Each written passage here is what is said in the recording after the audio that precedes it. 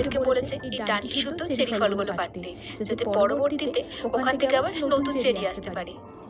দেখ নিচে কত। হ্যাঁ,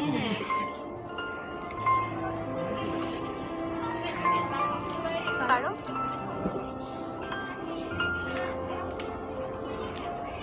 ওয়াও,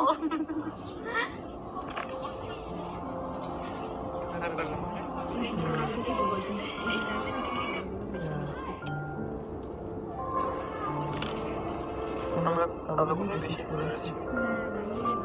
আর এই যে দেখুন, এই গাছের হাইট গুলো এতটাই ছোট যে বসে বসেও আপনি গাছ থেকে খুব সুন্দর করে ফল পাড়তে পারবেন। শুরু থেকে আমরা লাল লাল চেরিগুলো নিয়েছিলাম, তবে ওগুলো থেকে যেগুলো একদম কালচে লাল হয়ে গেছে না, ওই চেরিগুলো ভীষণ মিষ্টি, মানে একদম পেকে গিয়েছে। তবে এই এমন একটা ফল যেটা পেকে গেলে না গাছ থেকে টপ টপ করে পড়ে যায়। এই যে দেখুন, প্রত্যেকটা গাছতলায় এরকমই পাকা পাকা চেরি ফলগুলো পড়ে থাকতে দেখবেন।